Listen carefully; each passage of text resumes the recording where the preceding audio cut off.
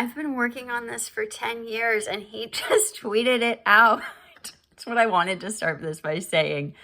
So Curtis has this thing about, everyone's whining about USAID still and how the cuts to USAID and the shutdown of USAID have killed a bunch of people or something. I don't know.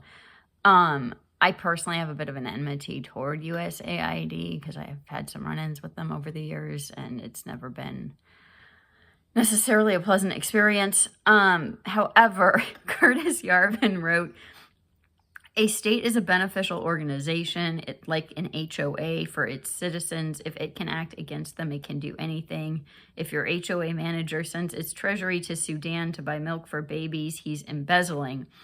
So, I mean, obviously, I don't know. This has been known among a certain subset of us for a long time. Like I said, I've been kind of working on these kinds of things for about a decade now, off and on.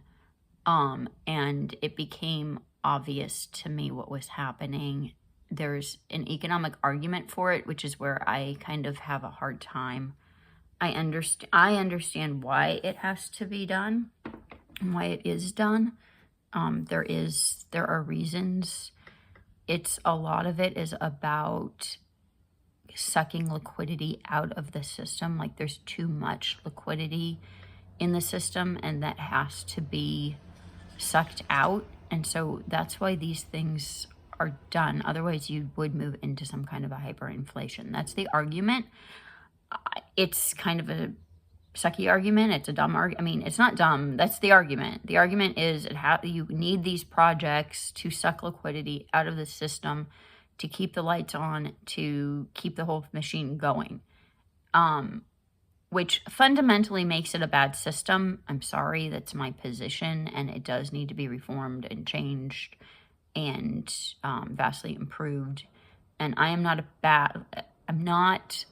against the fact that USAID was shut down. In fact, I still believe that it was fundamentally a good thing. But my concern is that it was presented in a particular way that, it is a little bit like maybe Chesterton's fence is being overused these days.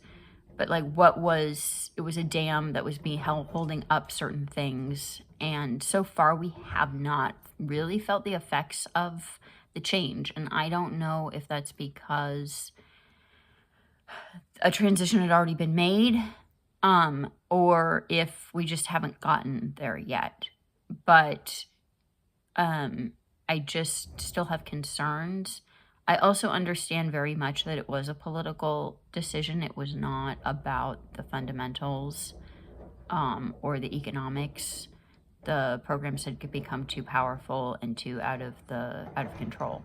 So that's also a factor, and maybe that was more important than holding back the dam on the liquidity issue or whatever. But that struck me today, seeing that from that tweet from yesterday about the embezzlement, because obviously that is what's happening. That was what was happening.